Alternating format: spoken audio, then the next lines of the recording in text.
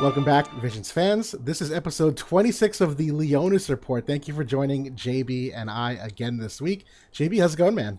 Doing good. Excited to get back to it here with the podcast. I look forward to it every week. Always good conversation, and love talking about my favorite gotcha games. So Right? glad It's to get to it. same here. Yeah, nice to get outside the Discord and stop typing and actually like verbalize it and have some fun analyzing things. But yeah, Exactly. we got a relatively slow week, which is ironic considering how accelerated things were. That we got the news, and it's literally just like Irvine and his vision card, and that's it. There's no plus six weapons, no new maps or modes, no 140 upgrades. It's literally just like a character and a vision card. Which, you know what? Let's just enjoy it while we can. Little break in the content. I'll take it. I am a little bit surprised that they haven't, like the MR unit like Comraw, like this would have been maybe a good week It to would bring have. him in, like his event stage.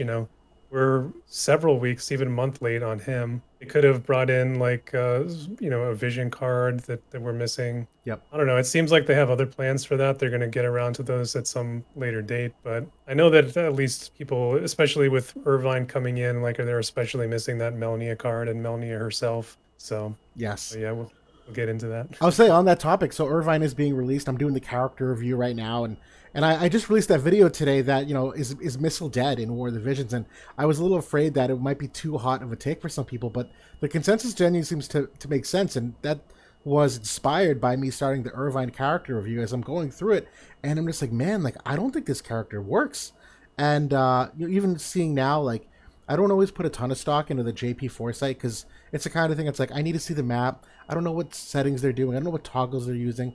I need to actually get in there and do things. And now that we're here, I my hopes haven't changed. I still think it's kind of meh. I don't know if that's changed for you at all. I mean, I'm kind of at the same point too. I've started to work on my character review also. Hopefully, have it done by tomorrow. We'll see how it goes.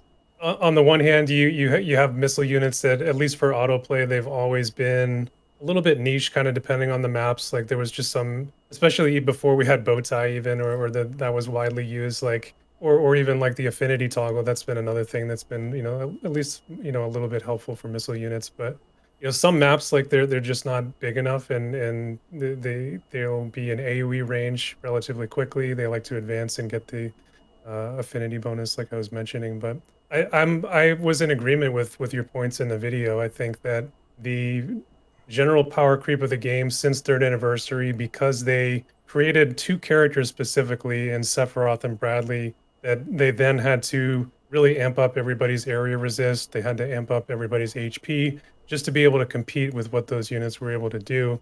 And we're even seeing further ramifications of that now with Alaya, that they had to top those two units. So what could they do? They had to bring in this, unit attack monster, and now that stat is being power creeped. And missile units, they have some utility and things like that, but the damage has just really never been as good as physical units. And when they have the other drawbacks in terms of like line of sight, especially for gunners, and even like their counterattacks, like hitting their teammates and things like this that you have to deal with, it's like, why am I going to do this when they're just going to get one tapped by the best DPS units out there? That's exactly it. What's Right. what's the advantage? Right. The squishiness they have, it does not bode well for either how much utility they bring or how much damage they bring, and it's very few and far between. And Irvine doesn't fit into that category. He's one of those line of sight gunners, which I think is a big demerit because one of the things we've seen, and this is kind of the tier list I'd set up. Like if you look at the actual units who equip guns,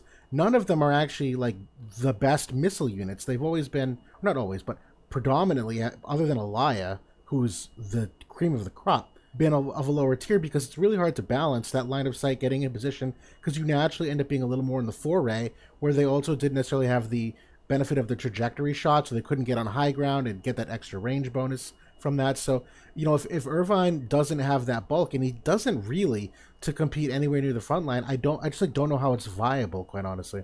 And I think at least initially, when the concept of like the ranged missile units, like early on in the game, was, Frederica kind of was one of the only units at the time that had the diamond AoE. So that was, That was a special. competitive advantage for especially being able to do that at such long range. And the bow jobs have always had the advantage of having the lob shots, whereas a gun job like Irvine he has to actually go into his hunter job in Right. order to have any sort of lob shots that can hit over any kind of obstacles or teammates or things like that. So Yep. I don't know. They just haven't done a great job balancing them. When you have a unit like Alaya and you look at the range of her stag's impact ability, when you equip her with 4 movements, she just runs out into the middle of the map, and it's a jamming thrust in every direction. I mean, who needs a missile unit at that point? Right, exactly, exactly. No, it's true, and particularly for some of these units, and I'll bring up Irvine to keep it topical, but his limit break is like a 4 square away max range straight line, and it's in my head, I'm like, this limit break is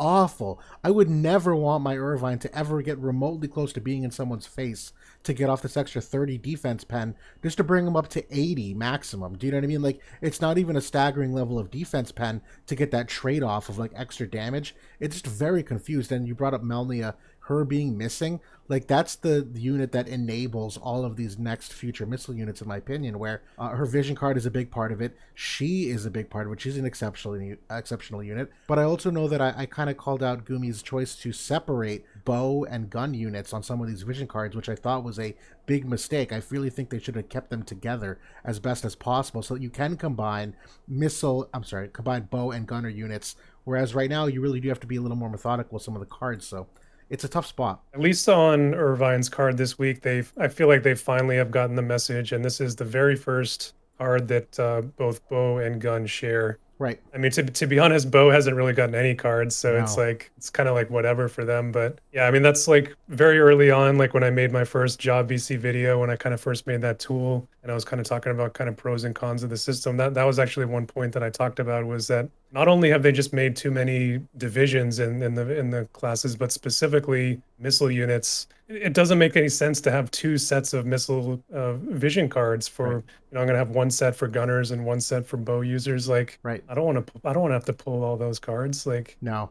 it's terrible. No, definitely. Well, and you typically would try to pair them together. That's not always the case, but it severely limits who you can pair together if you cut down what cards they share. Well, that's kind of the preview of some of the pessimism, if you will, around Irvine. I don't think that's going to change anytime. And even with Melania's introduction, I don't think that's a massive incentive extra to pull. It's the minimum necessary, not the cog that moves the machine. But regardless, we'll beat a dead horse if we stay on that for too long. Yeah, I mean, we kind of talked a little bit about him last week, and he hasn't been out that long in JP. We talked about him a couple of weeks ago, and No. our opinion. I mean, I don't think it's really changed since he come out, and he hasn't really gotten any significant play rate over in JP, and hasn't made a dent over there. So No. I don't envision him making one here, especially without Melania and her card. Agreed. Well, and even just to cherry on top, at least with this argument with Squall, who's also missing that Melnia vision card, at least him in a Lightning team, Mono Lightning, is still a very feasible combination of things. He's actually better in a Mono Lightning team, but Irvine doesn't get that same benefit in Mono Dark. He's not on the Greater Demon vision card, which is a big one for Raph. So if you kind of get back to the old, Anima vision card, that's a must. Well, great. Now you have to have a slash unit in there somewhere. Just the vision cards don't fit Irvine exactly, and he doesn't get that same benefit of staying in a mono element comp that someone like Squall in the short term does. Yeah, 100%. So cool. On a more gameplay related note, we did just wrap up the arena new mode where essentially they limited the amount of refreshes you could get. There was no Visior injection into the arena, so you had to make your team, you had to climb, and that was a very cool thing to see for the first time. Did you enjoy that? Did you participate every day?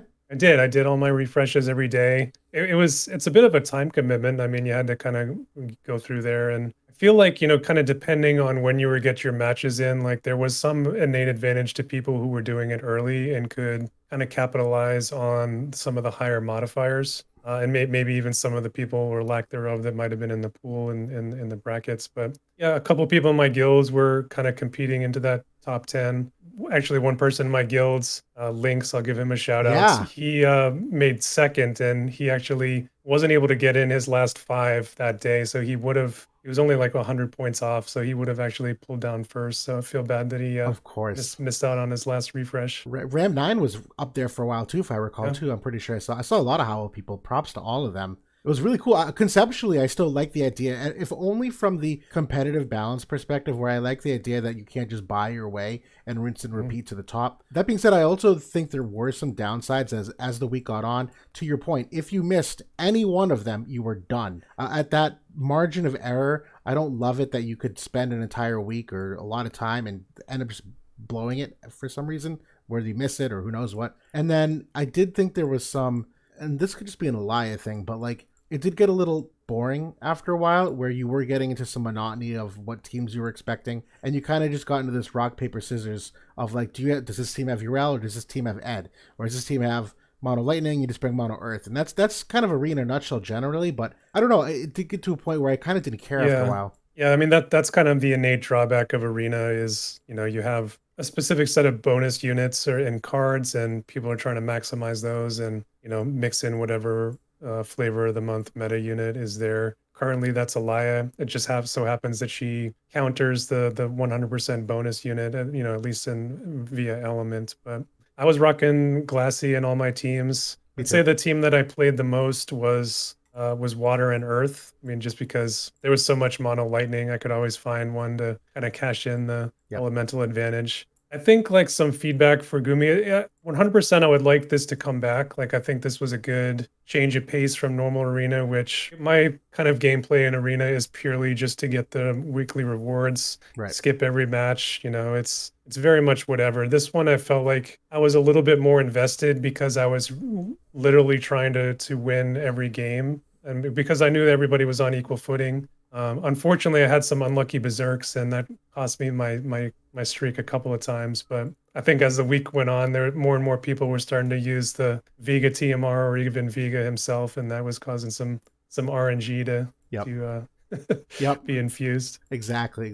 No, me too. And I stuck with this one team for a little longer than I probably should have. It was the generic Elia, Glassy, Ed, Elric team because there were a fair amount of URLs out there to kind of counter things. And I ran into a little hitch on that after a while, where just some of those micro interactions of like URL would have an extra move on Ed, so he'd get baited, or she had higher agility, like very small things like that, which is how you get better. That's actually a real chess part of the game that goes underappreciated. But I did at 1.2 just kind of throw my hands up and think to myself like I should have just gone mono lightning with the 70% bonus, because that is a viable strategy too, where if you try to fit the max bonus unit in and you risk losing your streak, it's not worth it. It's more worth it just to go with the 70% bonus unit and just go for 200 straight. You know what I mean? So I did Yeah. have that like middle of the week realization where I'm like, I should have just like called it and done that. But still, I appreciate it. It was a nice change. I think like some ways that I might change it would be maybe just 3 refreshes a day, maybe just 15 total matches a day. I feel like 25 it was a little bit much. Like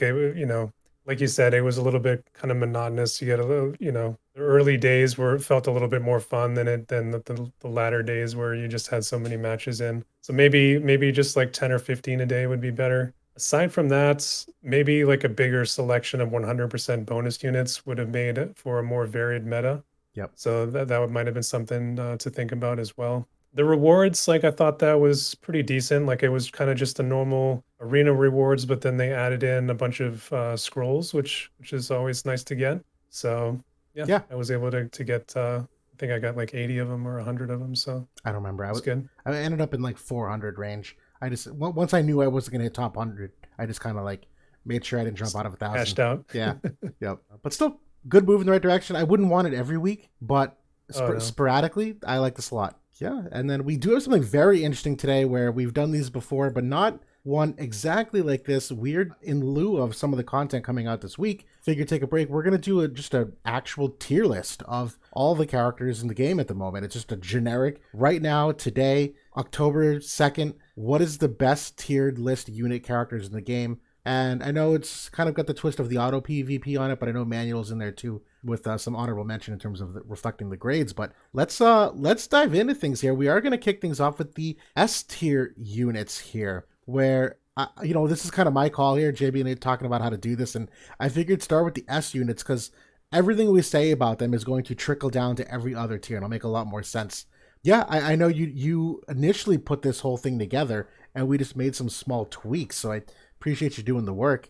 I don't know. Do you have any thoughts initially about this kind of tier list or what to talk about with it? This is something that I actually kind of put together periodically for my guilds, where I kind of just, maybe every month or two, I just kind of do like kind of my take on what the value of the units are. And whereas like a grade on a character maybe is more siloed. You don't want to be a prisoner of the moment. I feel like with a tier list, the grading, you have to kind of view it through a meta lens and kind of what are the meta conditions at the moment. So that is very much at play here. Like we're currently in an Alaya meta. So everything I think kind of is considering her and what she brings to the table. Yeah, anything you would add there? No, not really. I do think that's a good way to go about it. And philosophically, we had talked about that earlier because on the one hand, I know tier lists often get used as a barometer for like which units are good and which ones you should invest in. And this one, although it's directionally true, is also a little more like, again, in the moment, which it should be. This is a good reflection of character evaluations. And I'm excited to do it. That's the bottom line here.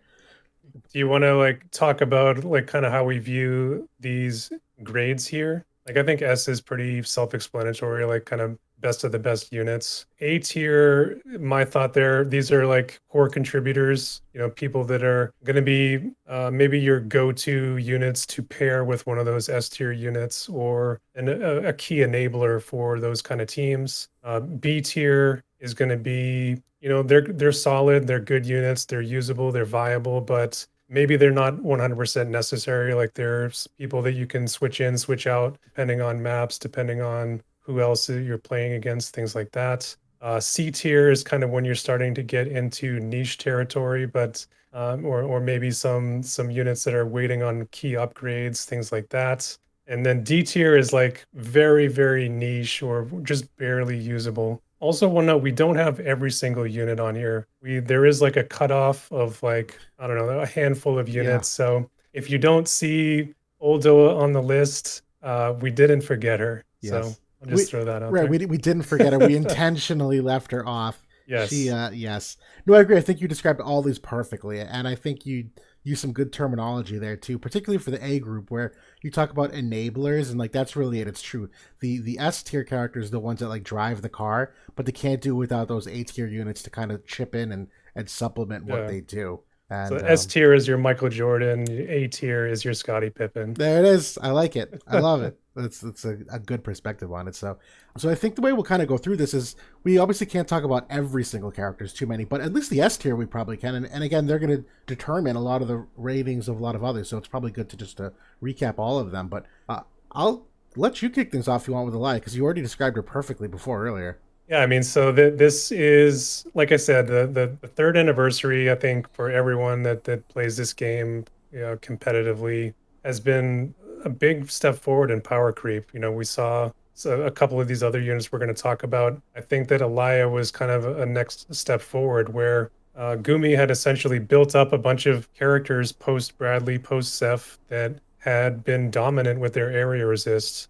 Characters like Kefka, and then finally Ferris, who notably can almost or pretty much null her area resist so that she takes 1 damage. So what was the next step forward? Gumi was like, okay, I've got it. It's going to be somebody that can throw a jamming thrust in 3 directions and hit every tile of the map. And thus Alaya was born. Yep. So, yeah, so she is absolutely insane. I think she's broken. I think the game would be better if she wasn't here. That said, she still is pretty fun to play and she does a lot of damage, and that's kind of what she does. She's very satisfying. I will say the most important thing about her and the most underrating thing and the most thing that's the most frustrating is there's no counterplay to it really is the CT down that she has on all of those units where she'll frequently lap your team, particularly when you bring haste into the fold. That's the one thing that kind of gets me because there really isn't a counterplay to that. We saw that with Bradley for a while too with his CT up. Those kinds of mechanics that really skew turn order that badly without any extra effort or requirement. Like it's not, normally it's like, okay, you need 2 agility vision cards or you need to make a character cast an ability on someone. The fact that it's just in their kit so freely, in addition to everything else, makes it very difficult to have any kind of contention with. And that's really her biggest upside there, yeah. I really can't believe that they also made it cancel skill activation too, because it's just an old kind of game design thing that they came up with for mages and casters that really continues to be a huge limitation to ever really seeing any kind of full-fledged magic meta. Right. Where unless the character is insta-cast or they can get to a 1 tick, they're almost unplayable in the current meta.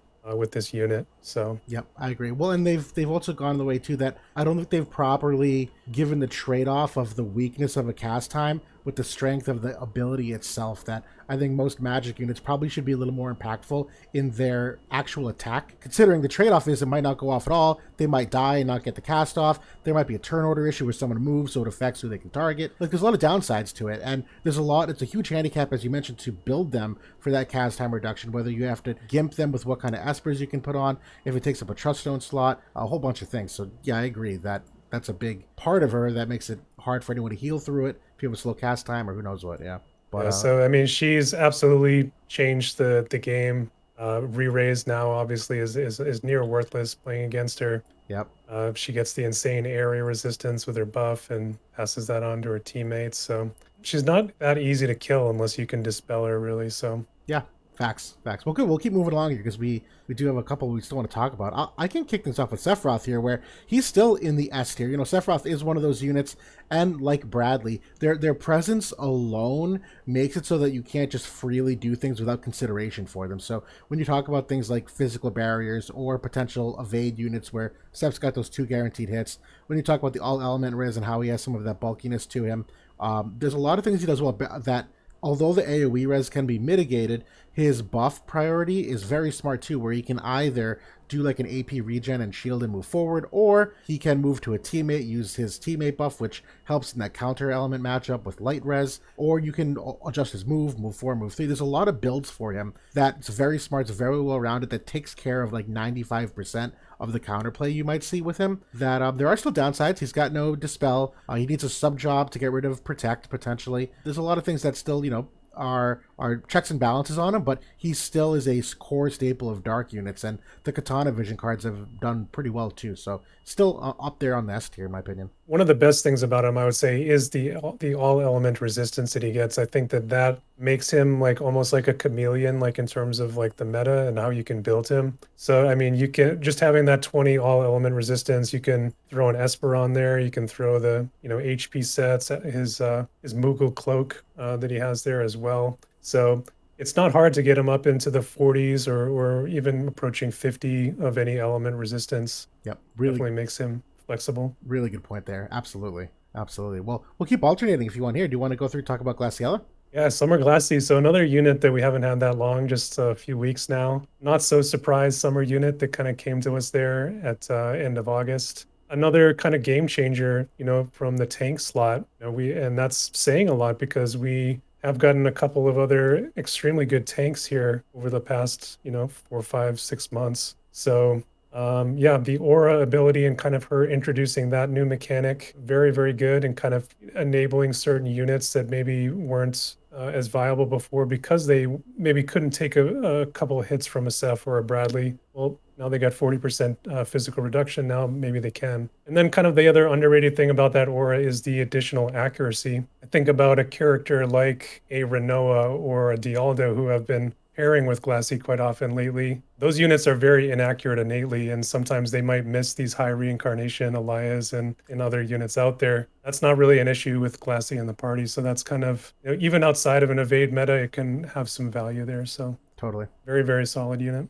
I agree. Yeah, for her, to me, it's all about that aura where we just were talking about the AoE res and the unit res and how you have to make those different considerations. And for her, you really don't. The fact that you get a 40% damage mitigation of all physical damage types does a really good job in some of that counterplay where you talk about a lion, how that's kind of indefensible sometimes. It's like, well, that's what Summer Glassy has, that value that she can bring that damage reduction to all of that incoming damage from Alaya, despite the fact that she's a counter element. And that's kind of where I think Gumi was smart with the debuff weakening part of her like vision card and stuff too, where you can't go for those big lightning imperils with the limit break of Alaya and like the Skahal imperils or whatnot. So I do think they did a good job with the defense pen down mechanic as well. I am glad that they're bringing that into the fold because I did think we were getting a little wild with the amounts of penetration. I like that there's some counterplay there for kind of bringing that back down to normal levels. So yeah, she's a great unit. Yeah, she's got the re-raise removal, the select 2, and the 100% hits. Very like nice kit, especially from that tank slot. Got a little bit of roll compression. One thing that I'll add is that I think that she is probably the best rainbow tank in the game because I feel like it takes so little to get her to be in a good spot. Like I feel like just her vision card alone, and that's really all she needs. Like, they don't even need to touch her at all, and she's still going to be very, very good and give you a lot of value. I agree. Of course, of course, if you can fill out every slot and kind of amp her up, she's going to be a lot better. But I've played a ton of parties with her with just a single card affecting her, and she's done great. So, Yep, absolutely. No, no, totally. And on that note, I guess we'll just kind of throw the ball back and forth here now that we're getting into the flow. Dialdo, although is an exceptional tank for mitigating Elia damage, that's one of those things where I actually see Glassy being the upside, where Dialdo can't prevent any of that damage to teammates. So although he can soak that damage really well, the teammates are still getting blasted behind him. And, he's still a stellar rainbow tank as well. He's a stellar Pierce rainbow tank. You have come up with some really excellent Pierce teams in putting him into things that are very self-reliant. He has a lot of great self-sustain with his limit break to the heal back. His counter heals him a little bit. There's a lot of really good things there that will just let him do his job well. And I like the fact that he's a Pierce-oriented unit on the Spirit scaling because the damage is kind of inconsistent. It's not broken. It is easily mitigatable if you really wanted to with the Pierce res. So I think they really designed that unit well. I agree. I think that initially I was very much thinking that Raf had the edge over Dialdo. I think if I was grading it right now, at least like in terms of the meta conditions, Dialdo I think has aged better, and that's Yes. simply because lightning is way, way up right now and wind is down. And I think that Earth is still in a spot where it's very much flourishing, and for everything that we can see right now in terms of the new Astrius unit, it seems like that is going to continue at least here for another couple months. Definitely. Well, to your point earlier too, Elia with the re-raiser move does neuter Raph a fair bit. Where if you can remove that re-raise, because one of her conditions is she re-raises with a ton of AOE res as well, which does get her that extra life, and she doesn't have those same legs here against that team. Yeah, I mean, I think Elia was very much a response to the Dark Walls in JP, where Raph and Dark Fina and Sephiroth were having a field day for, at least a month or two there, where people were hard walling it. So she was very much, I think, designed to kind of counter that team. For sure, and everyone else. Yeah. By extension. But yeah, you want to talk a little about Bradley here, or yeah, I'll let you kick that Yeah. off too. So King Bradley, I think that's what we're going through with Elia right now. Way back, in the early summer, people were kind of saying similar things about King Bradley and the way that he was just making every other unit in the game, other than maybe Sephiroth and a couple others, look very, very bad.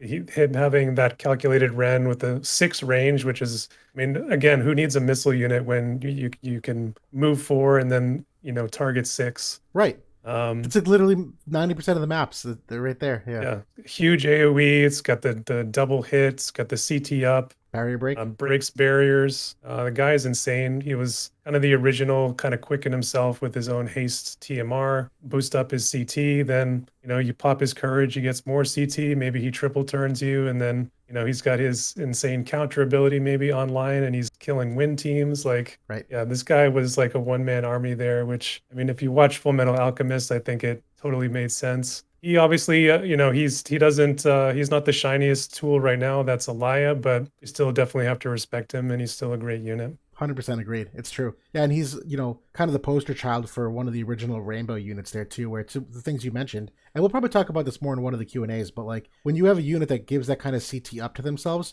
they don't need to be affected by the agility up in the party per se. It's obviously best if they can be, but it's okay if they're not because they're going to keep up with the turn order naturally. It's okay if they don't have any like modifier vision cards or attack up vision cards because his courage buff gives them that 20% physical damage increase. So like it's so self-working themselves that even if they're not affected by the vision cards, their abilities make up for it. They only get amplified with the vision cards, but it's a nice idea, but it's obviously created a big gap between them and everyone else. Yeah, I mean, like I was saying, like I think that because of what Seth and Brad could do in those huge AoEs and how much damage they were outputting just because their stats are so good, Gumi had to kind of pin themselves in a corner with giving everybody all this AoE resist, and that's kind of where we are now. Yeah, agreed. And we'll keep things moving here, but I know JB, you'd mentioned that you kind of segregated these two into like a top row and bottom row, where I think there was some intention with the top row being like the S plus units, the ones below still being S tier, but just slightly below for various reasons. And I think that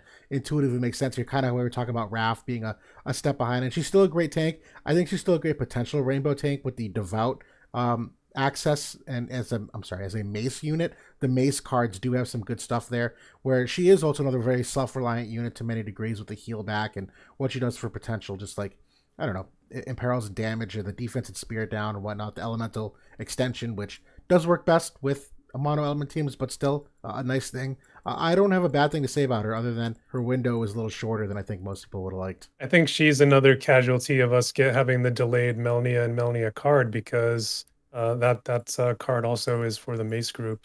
So Yep, she fits in there very well. 100%. Kind of frontlining for those gun units. Agreed. Well, we'll keep moving on here. Addison, I'll you know me, I'm a notorious like cheerleader for that unit because I got Yeah, let's hear it. such great use. So she is still an S tier, but there is a little bit of a step back at the moment because she does not fare well against strike by and large. And although she does do a lot of great things with that 120 buff, that's the courage, the nullify sure hit, and the heal back. It's and her offense output, quite frankly, is still stellar. She was damage capping people many occasions on her magic attacks.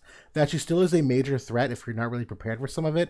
Courage is still very popular, that there's not as much counterplay outside of Urel at the moment that we're seeing in terms of top end characters that can kind of bring that to the table. So there's still a lot of stuff to like about her. As a glove unit, she is still a great potential rainbow unit. She doesn't have the strongest heals. I think going for that Cura angle on the red mage doesn't really reap the benefits you would hope for. It's just not strong enough and the health pools are too big. But in terms of like just an enabler with the barrier and the protect your teammate and overall just some really smart AI, she does still fit the bill that she is a de facto like top tier unit for magic damage, for support. She kind of does a whole bunch of things. Barrier Bop has kind of aged pretty well, at least against Alaya. Yes. Because that Alaya herself doesn't have an AoE barrier break. She doesn't have Protect Dispel. Nope. Often, I mean, she's paired with people who can get rid of that stuff, but if you have kind of a tank and good spacing, you can maybe work around that so that potentially you can get Addison into a spot where maybe she can take 2 hits, maybe.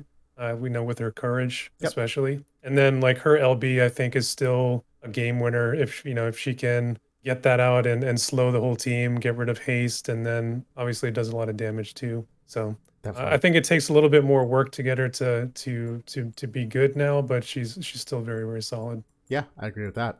What about Ed Elric here? Any special thoughts for him? So out of the Full Metal Alchemist, like, this guy was rated at 90. He probably should have been rated closer to 100, especially with some of the units that came after him, that he's just clearly better than a lot of those 100 cost units that came later. He was given to us for free, so kudos to Gumi for giving us such an amazing unit. Hopefully people out there built him because he's continued to show value for months and months now. Being able to dispel in such a large AoE that he's able to do. We saw it back in the day with Bold Leela. It's immensely powerful, especially with some of the incredible buffs that are coming in now. Yep. He's a huge enabler in many instances to that Alaya team where you can't just bring straight Earth against her because Ed is such a threat to that Earth team in a mono element sense. And to the dispel angle, that's one of the biggest like blue balls you could potentially have is get all these really great buffs on a team, unit res and lightning res and defense up and this and that. And Ed comes in and just goes gone, none of it. Like it's such a game changer to enable that team. I agree. Like on such a wide array of things to hit. Great limit break, as we've talked about. The Strider sub is great. There's been a handful of times I was talking about courage counterplay. He's got the Strider ability that can remove courage. So there's been a handful of times where he comes in clutch there with that last hit and ends up finishing someone. Really stellar unit, best free unit we ever got. And then Perrine, unfortunately, has not aged well given the lightning meta at the moment, but that doesn't diminish her overall, impact. And if you are making water teams, she is still the staple for many reasons where she does have so much self-sustain with the heal back. She's got a great imperil with the unit ability or unit res down, that guaranteed hit, the healing power down, and the AoE, and her defense pen levels is still very respectable. Her speed is very good. Overall, still an exceptionally solid unit that if we're talking about a fist meta, like she's still right up there with the best of them, obviously.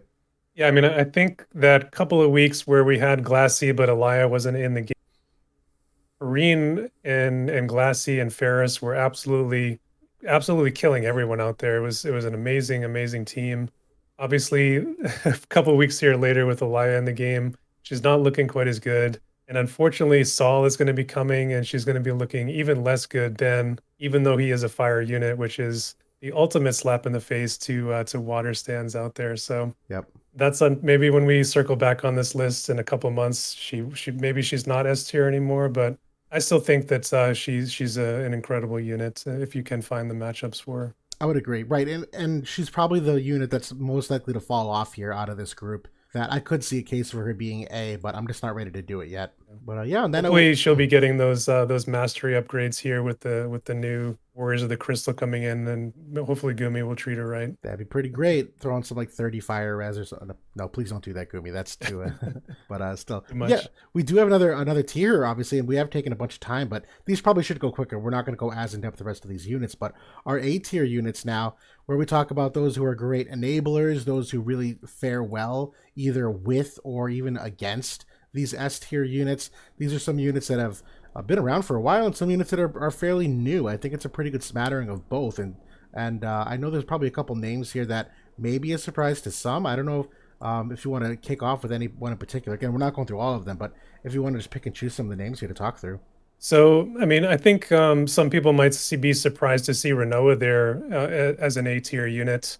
I think this was very much driven by my side because I know that at least in your review, you haven't been quite as high on her. I think that you really like her against Alaya, but maybe not so much in general. Correct. I've had her up at 140 and I've been using her extensively. I think that she's very, very solid. She's more survivable than I think that I initially thought, just because you can leverage that Grimoire Keeper job and you can do some nice things with it actually. But yeah, obviously she can take many, many hits from Alaya. I have a build where I can get her to null lightning resistance while still having, 70 to 90% area resist, so that, everybody else out there is still doing very little damage to her. So I think that she is another very, very solid free unit for the foreseeable future while we're in this lightning meta. Absolutely. And you know what? In hindsight, I probably could have gone B minus in that grade. I know C plus is like a death blow for most of my reviews where I'm typically a little more optimistic. But the big like voice in my head too is the fact that we only have a 1 month foresight window now. So I am being a little overly critical in some regards too, where if I see a character that I think maybe like a short term answer but not a long term answer, I don't want to get caught in that like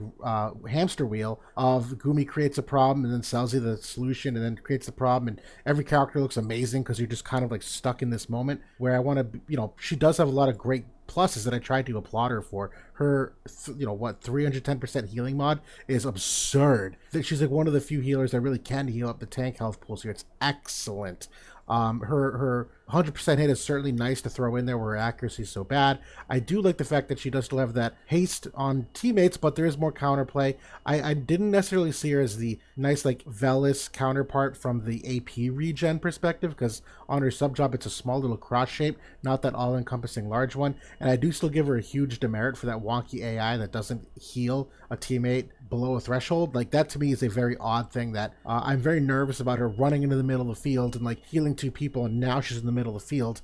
And I'll take your word for it that she's more survivable than I think I gave her credit for. But it was one of those things where you create a checklist, and I had like a great couple bullets on. It's like no protect, no shell, no courage, no re-raise, no damage mitigation, no barrier. No, like there's literally nothing. It's literally nothing other than like hate -3. And I couldn't in good conscience sit there and be like, yeah, this is a great unit, third anniversary. Like it was just, but I'll take your word for it. We don't need to. She does have protect, and On the she sub does have job, that right? that barrier, yeah. But that was my So worry. If you're leaning into those and you're giving up haste opportunities, and my big thing that I emphasize, that second buff of hers, which is the huge cast times down, and it's something else. What was the other thing on the ability? give some status resistances. The cast time down I thought was really great for making sure she could one tick a lot of things, because she could near instacast all of her stuff if you get that buff. So that was my big struggle, was juggling all those AI priorities, which is where I thought that even like the AI would get her in trouble, where if you can't just like throw a unit in there and go, you got to be a little more critical. You got to like dock some points sometimes for that auto ease of use, if you know what I mean. But yeah, we spent a fair amount of time. That's actually like a good talking point there. But we'll obviously highlight a couple of other these. We'll stick with the Earth theme here. We can bring up Urel next if you want, where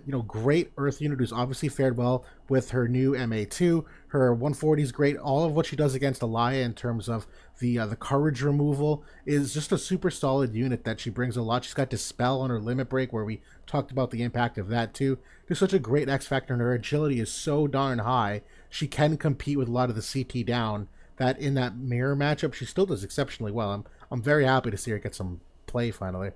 Yeah, this was a unit I was very excited about when she first came out, kind of way back during the missile meta last year, the ice missile meta. And unfortunately, she never really panned out as well as I'd hoped back then. But now she, post MA2 and kind of with this huge lightning threat now, she's really kind of come into her own. And especially that courage removal and being able to pass that on to teammates is probably her best feature. So very, very solid unit. Completely agree with that. Definitely. Do you have another unit here you want to call out next in our A tier? Yeah, so I want to talk about Yuffie. Definitely one of my favorite third anniversary units, and somebody that I used quite a bit. I ran her for a while, kind of up through kind of when a lot of Brads were kind of getting online, and it got a lot harder to run evade at that point. I think that Fire Evade is kind of getting another little window to kind of come back and shine a little bit here in this, and it's something that I've done already, where you just completely annihilate and expose people that are running Laya with Urel and Alphonse. They can just do absolutely nothing against evade units unless unless the Elia is built in a specific way, which to this point I haven't seen anybody doing. So That's a good point. I've been able to run against those teams with no casualties. Alphonse, even max reincarnated. So something that you can do maybe if you invested into fire, give it a try against Elia. You might be surprised at what you see. I could see that. I think my fear, and we aren't seeing this necessarily, but the still rolling of the dice is that Strike as a team is still equipped to handle evasion. That you're right in those Elia, Urel, Alphonse comps. Alphonse is the only one with that guaranteed hit to really like be consistent. But even then, the Nullify sure it takes that out of the equation. But the other Strike units, you've typically been able to kind of wait out that Nullify sure hit. So yes, to those units, but like with the Perrine, the Eds, you still got a problem to deal with in that. And so there's it's not all free and clear yet, but I agree. Like no one is gearing for accuracy at the moment. I will say though that you don't need to run the full evade team either. Like you can just run Yuffie and run people who are more survivable behind her, and maybe they can take the hit while Yuffie kind of runs interference up front and is completely safe. Yep. So I've always preferred that. I've always recommended that. I actually don't like full triple evade teams. I think it's very unbalanced to the state of the game. We'll circle back on one that I knew I was going to come back to eventually. I'll talk about Vega very quickly, where, we knew back in the day, I don't think Vega's an exceptionally great unit on his own.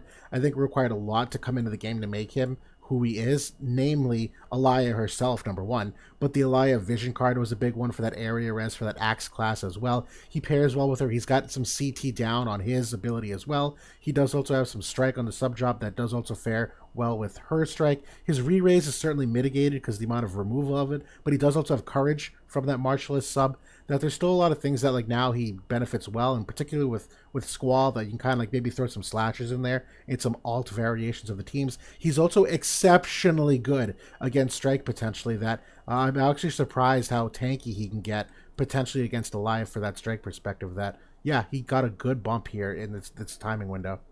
it's one of those things where when he first came out and he was like, he gets the 15 unit resistance or whatever for his dream ability, we were scratching our heads and like, how is this going to help us against Bradley and Sephiroth?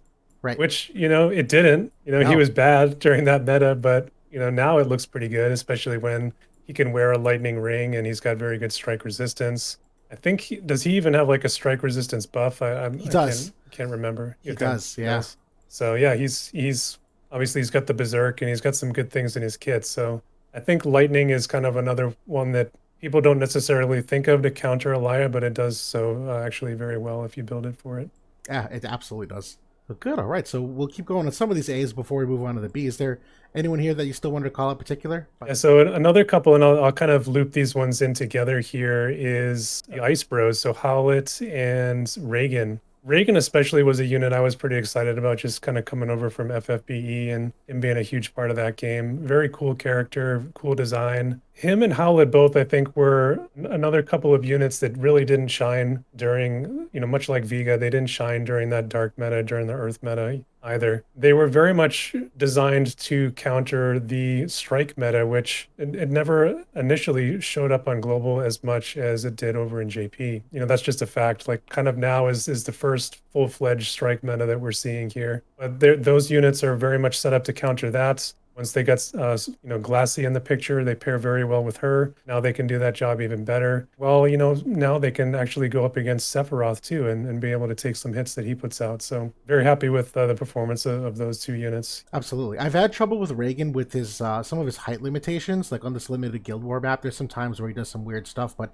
he is one of those units that has an AoE courage move as well. It's that fire ability. So there's been a couple times where he's come in clutch with that courage move that not everyone here in this top end of the list has. Yeah, his range definitely is not great, but sometimes it can help you out if you have his monk sub on and he goes in and uses the chakra for you. Oh, So I don't know it's how kind else of to a use him. You have to, in my opinion. They made him for that. oh yeah, Yeah. definitely. Yeah, and the last unit here we'll talk just because I wanted to give an honorable mention to him before we move on is to Bart's, where I think you'd initially had him in the S tier even, and one of my hesitations with Bart's is that I think there's just too much of a boom or bust window with him and getting some of that full value where his biggest thing is that follow-up attack, and to that end you really do need to prioritize some of the man killer, the crit rate, the crit damage to really kind of get the full benefit of that. Now you can still get benefit from it. You don't need to like big dick the damage on the follow up to like make him a good unit. He still is very self sufficient with the AoE res down on that single attack for himself. There's been a couple fights where he has nuked my team out of nowhere,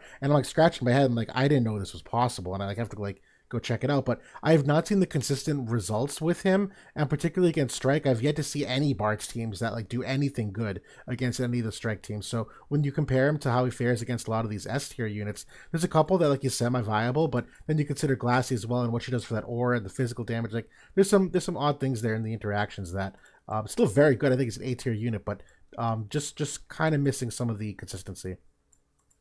I think like at least in terms of the current meta, you absolutely need to get his 70% barrier online, and then he can do pretty well against Elia, at least for a couple of hits. He can take a couple of hits from her. So I'll give you that. but yeah, I agree. Like he's definitely a unit that it's not necessarily intuitive just to kind of roll him out there and he gonna get you wins like a Sephiroth or a Bradley. He definitely takes a bit more tuning to get the most out of him. Yep, for sure. Obviously, there's a bunch we still want to talk about with the A tier units, but we got to keep moving on here. We're running through the time, but we'll get a little quicker here, where there's a little less analysis, a little more common sense to some degree too. But our B tier units, these are units that, as you described, like we're ones who maybe were waiting for a 140, who are on the cusp. These are units who likely also fare well with these S and A tier units, but maybe someone else does the job a little bit better.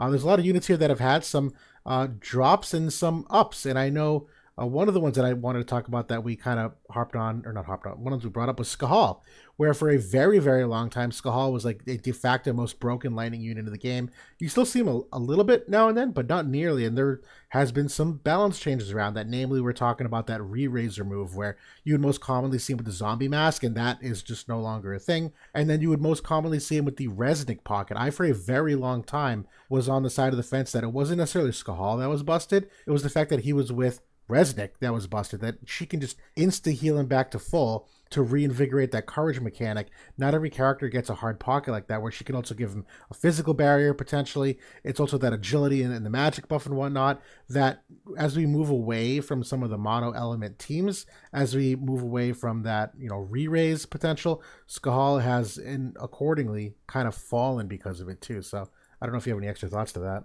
Yeah, I mean, and his damage potential has been muted, just like some of the other units we've talked about, like the Bradleys and Sephiroths, because of the infusion of all the area resist, not only in all the new cards and even on espers and on bestowed abilities, but just on the units and their passive abilities themselves. And now, obviously, this debuff weakening that we talked a little bit about earlier, been a huge, Huge. kind of level set for that unit. Which, I mean, in terms of 80 cost units, I mean, I don't think there's many that are up this high along with Skahal. So he still can slap, but he's not quite the nuisance he was kind of pre third anniversary. No, I agree. I agree. Was there another unit you wanted to talk about here in the B tier at all? Yeah, so I want to talk a little bit about Elena, because I know this is obviously a fan favorite unit. It's a unit that was the Elia of her day. It was a huge problem unit in the game for a very long time.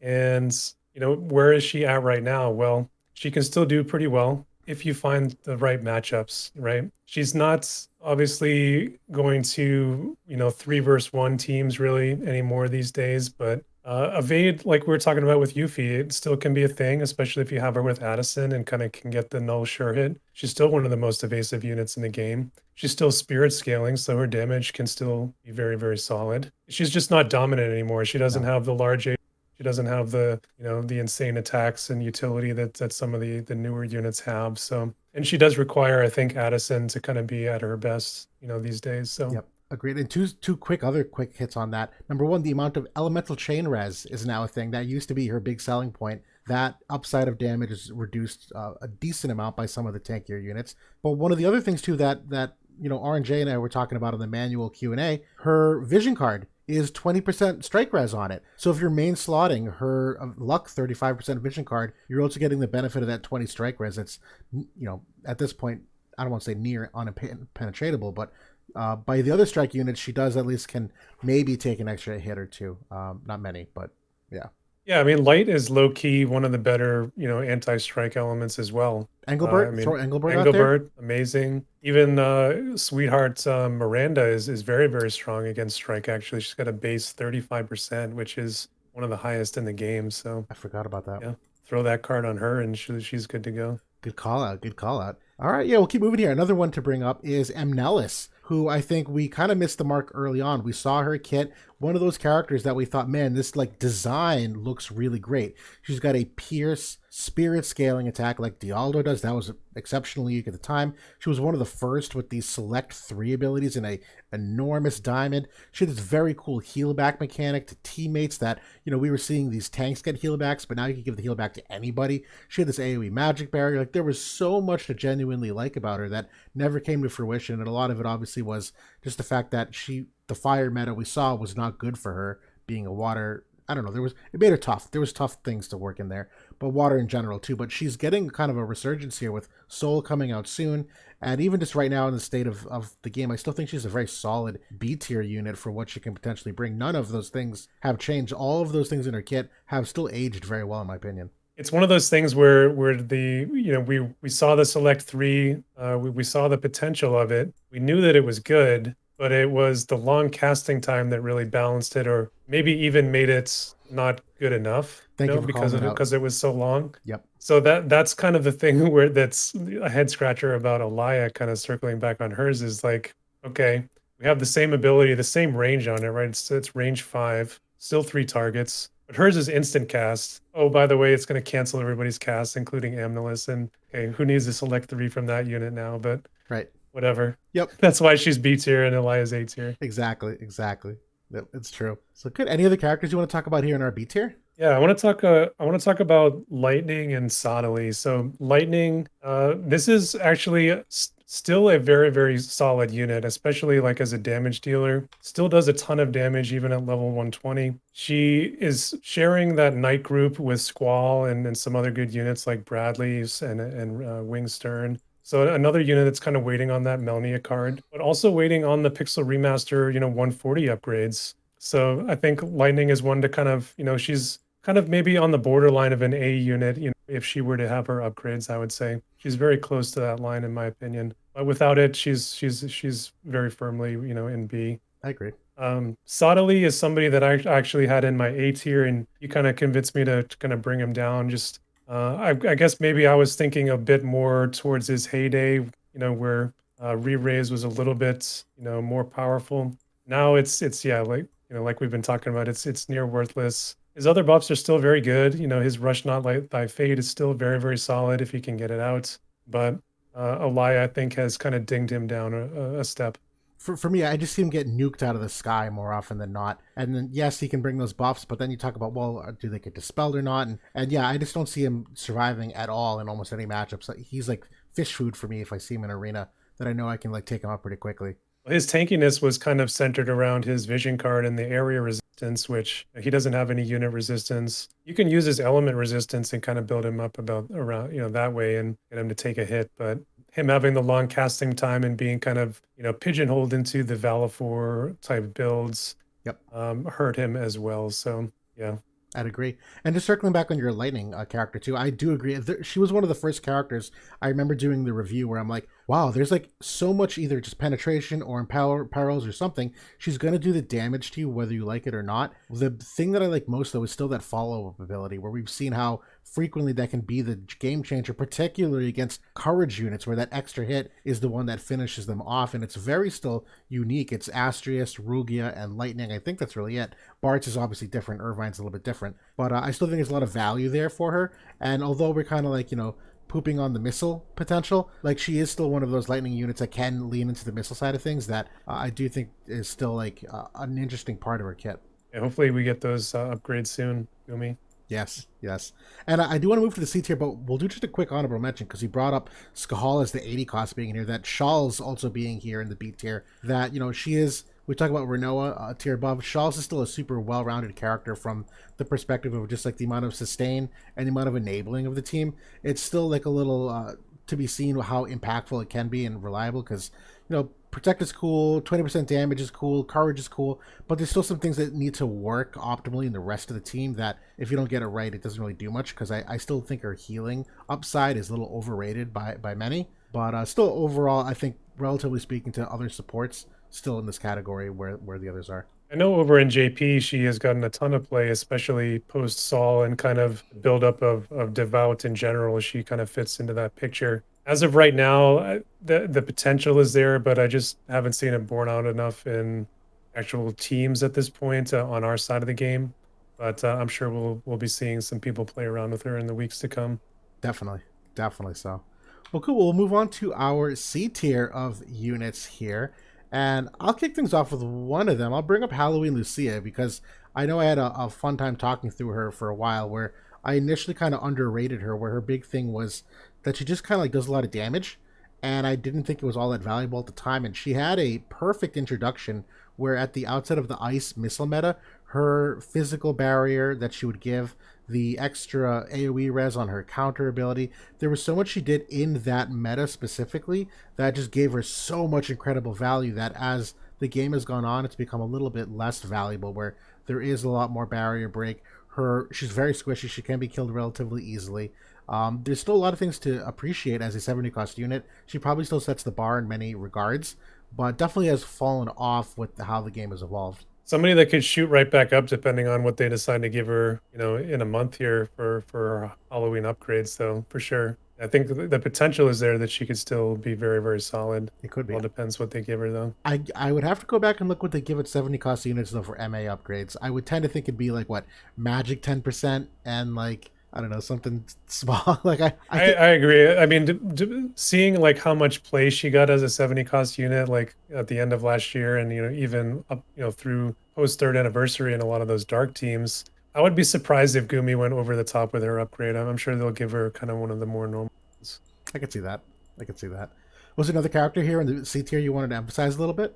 Yeah, so I want to talk a little bit about Lena actually, because I think a lot of people, may be surprised to see such a recent kind of, I mean, this is a unit we haven't had that long, just a couple of months now. Brand new 90 cost support unit. Obviously, you see a unit like Resnick up in the A tier. What is kind of the separation there with Lena? Like, why isn't she on that same tier? I think this is a unit that the kit is pretty good. Like, she has good stuff that she can do. Just completely unusable AI, in my opinion, or AI that you have to tune so masterfully to get even just any kind of competitive use out of her. It's a disappointing unit, disappointing performance, because it was a unit I was pretty excited about, but just haven't been able to get any good play out of her. I would agree with that. I gave up relatively early in semi-testing. I didn't even 140 her, where I initially saw those red flags that soon that I didn't think she really brought a whole lot that wasn't necessarily already there. And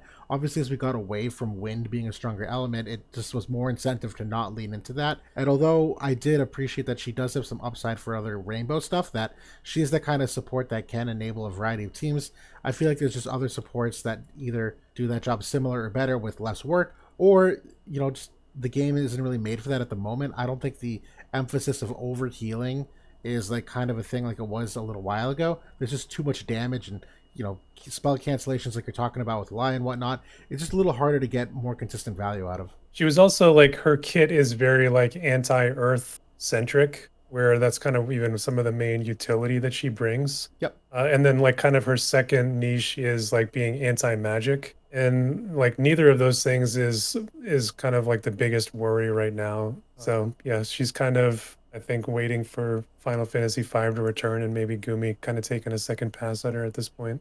Hopefully they do. There is some good hope that we didn't talk about it, but Summer Helena, for instance, in upgrading her ability to give her that physical barrier, changed her AI entirely for better.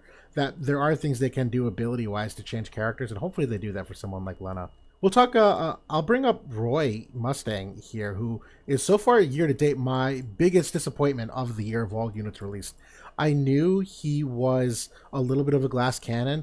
I didn't realize that he was literally like an actual glass cannon, like no exaggeration. His barrier is so one dimensional for his survivability that he gets one tapped without it in many instances.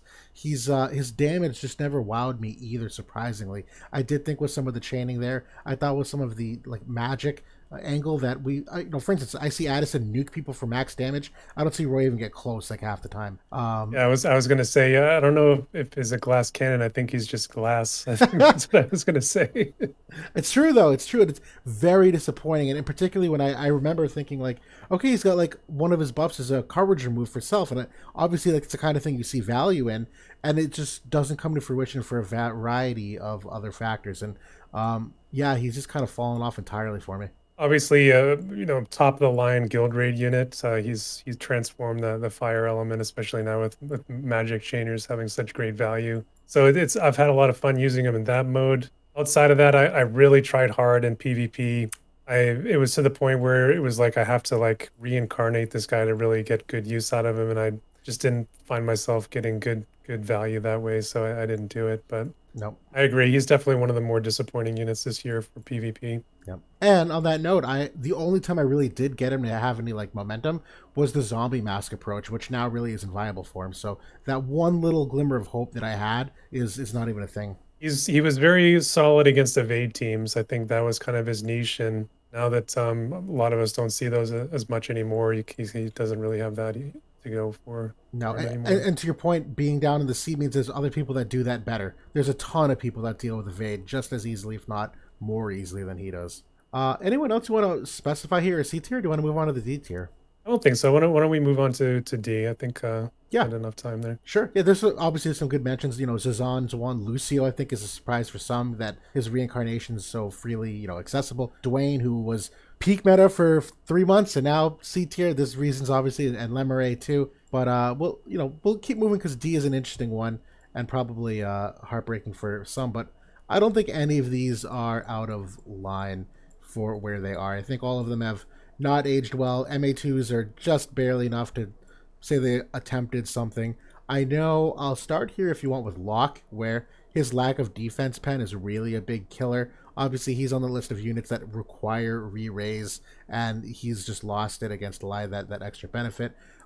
He just has not aged well with the evasion in general. We're talking about that whole aspect of the game, and he's on the bottom rung of it on the way out at the moment. That his TMR is really the only thing still going for him. Another unit that I mean, really, you need Addison there to give him the null sure hit. He doesn't bring it innately. They didn't give it to him with his 140. He was one of those units I think in the bucket that they said, okay, this guy was top of the line when we put him out at second anniversary for a number of months. We're not going to give him a good upgrade, and they really didn't. So Yep, kind of is where he is. I agree. How about you? Any other characters you want to highlight here? I want to talk a little bit about Esther and Ibarra because obviously these are some global favorites here. They are very much kind of in wait for their 140 awakening. I really don't see anybody using these units anymore, at least, within, the top end of the brackets. Esther, I think, is a unit that maybe could be very well suited for a strike meta. She has got very good strike resistance. She actually was one of the first units to bring a strike resistance buff. I think it's just for herself, but again, she's part of that lightning element, which does have some support for it too. She just, her damage isn't competitive right now. She relies on Mortal Spirit, which is, more easily dispelled these days. Her barrier is much more easily dispelled these days. So I'm wondering what Gumi is going to do. I wonder if they're going to take the Summer Jaden approach for these units where they just, introduce them as almost a new unit in JP and kind of give them, kind of a fresh job upgrades for us for free. I don't That'd know. be I guess nice. we'll have to see. I would appreciate that. My skepticism comes from the fact that they're lightning units. We've already gotten so much lightning that I feel like Gumi would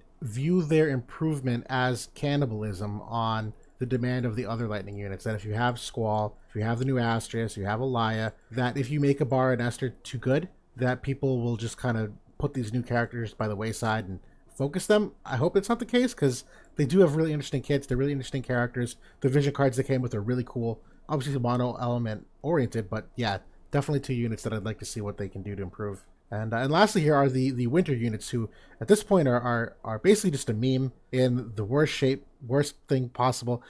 Summer or Winter Ravies is genuinely a unit that needs it badly because I was very impressed initially when she came out.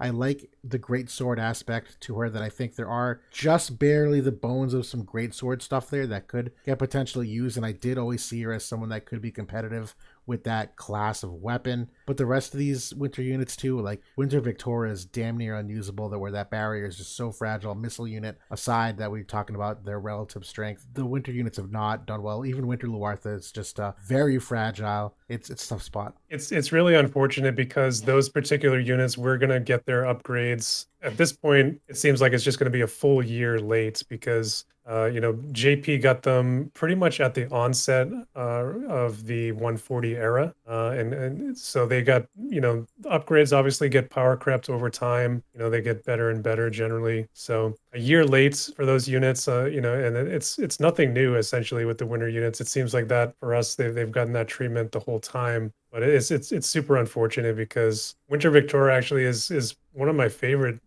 units from the winter series. So pretty tough. It is. It is. But yeah, this is our tier list overall. I think it's relatively fair. I know we try to strive that, sure, there's some characters that probably could be a tier above or below, but as long as they're not two tiers out of place, we consider this relatively accurate because it's always subjective, right? To what map is it? Where do you play? What rank are you? Top 10 is not the same as top 100, as top 500.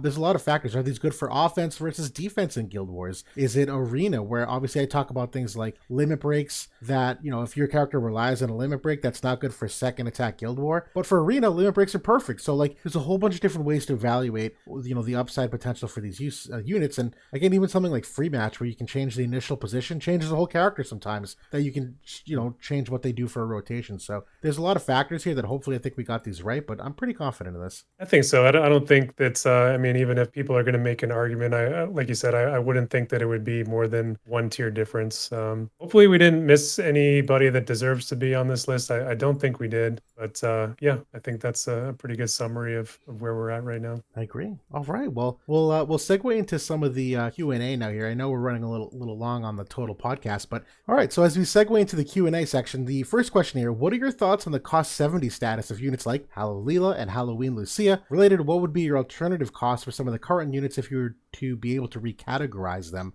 changing their costs? I know we've talked a little bit about 70 costs in the game and rebalancing, but we can address it again. It's still a good topic. Do you have any thoughts on the first part of the question? For these units, I feel like, and we're talking a little bit about it in the discussion there, in the tier list discussion. I think that these units in particular were most broken when they were first released, and kind of that whatever period, 1 year or 6 months, post their release. I feel like at this point they feel a lot closer to that 70 cost compared to what's come out recently. So, and I think that Gumi, at least like in terms of the upgrades, the best units always seem to get some of the worst upgrades, it feels like. So, Halloween Little Leela's upgrades have never been exceptional. Like, they've been pretty good, but she was just, she was really good to begin with. So she still kind of was, kind of ahead of that 70 curve for a while. We'll see what happens with Lucia this year, and we should see that in a few weeks here. But in terms of like recategorizing, I feel like 80 cost is kind of the odd man out these days, and I wouldn't mind seeing them go back and just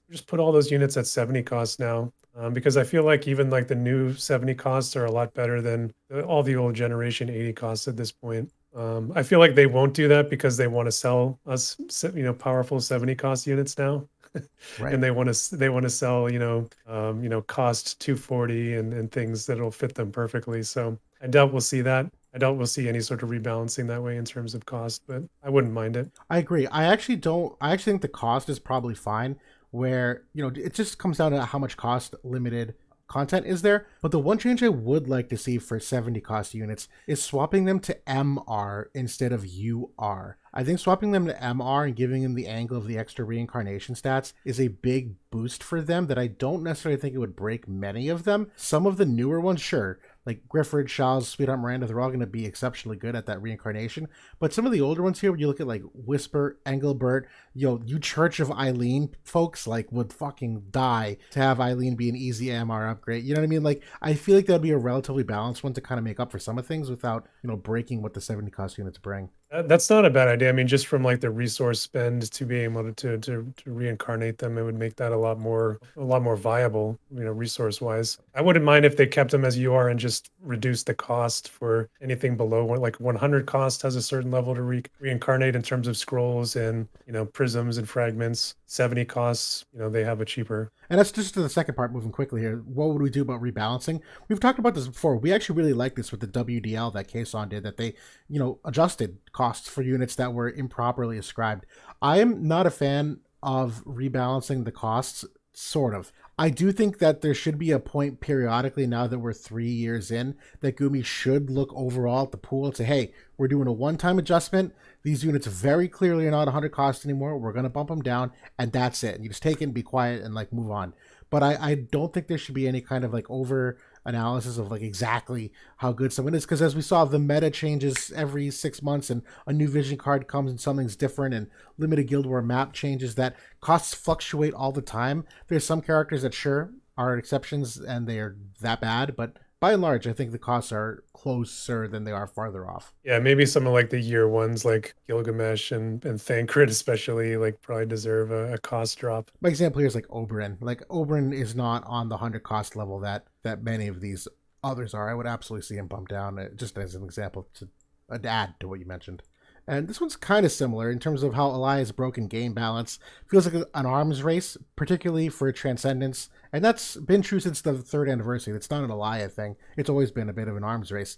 And it doesn't feel healthy for the game, in this person's opinion. Soul being the next stepping stone. What's the point? That's the question. What's the point of the OK tier MA2s for older units if it's just going to be gigabusted with an insane kit? Do you have any thoughts quickly or on that topic or no? Well, I mean, we've been kind of touching on this a little bit but I 100% agree she has broken the game balance. I wouldn't necessarily say that the game balance was in a great spot though since the third anniversary. I feel like prior to the third anniversary, there was a very varied meta where there was a lot of different viable teams. Then we had kind of Dark and Fire, then we had Earth kind of come in, but it was always really kind of Dark and Earth kind of really at the top, and that's kind of how it's been until Elia came in. And it's really around those couple of units that we talked about, Sephiroth and Bradley. Now we have a third one to kind of throw in there, and it just so happens that she's the best out of the three, at least for now. I don't know. I mean, I feel like the more of these kind of A-list or S-list characters that come in, they're kind of just building a new meta, and that we just kind of have to wait for them to finish and for it to come in. I don't know. Yeah. What do you think? So, in terms of like what's the point of the MA2s for these OK units? To me, number one, it's just from the perspective that Gumi's giving value to an invest. I don't want to use the word investment, but I'm gonna, because these are just pixels. There's no investment going on here. Don't get into that sunk cost fallacy here, guys. That you raised a character to 140, that they're at least giving you something that maybe you can use them somewhere, because there's a variety of places to potentially use characters in, and not everyone plays to the absolute top end of the game. If you're just a casual log in log out player, these little upgrades can sometimes be the difference for using a unit that you just want to play around with. And alternatively, there are some units, and I'll give the instance of Luel, the Earth unit at the moment, where for like the past 2 weeks, Luel was actually a very strong counter to Bridal Alaya that you can null lightning, and you can even go above the 100% lightning res, and she's got a buff for the unit res too that Luel has been an exceptionally good counter, especially even on this limited Guild War map with the casting time reduction for Earth units. Everyone thinks Renoa. Well, everyone here in the top end went, no, Luel, cast time down. So to your point about like some of them seem okay, I agree, 99% of them are, but I like that Gumi does this because it does, yield some interesting results sometimes. Yeah, so to that, I'll add a couple more on there. Urel, who we talked a little bit about earlier, huge upgrade. Can I pause? Of course, You know how we give nicknames to characters in like VIP.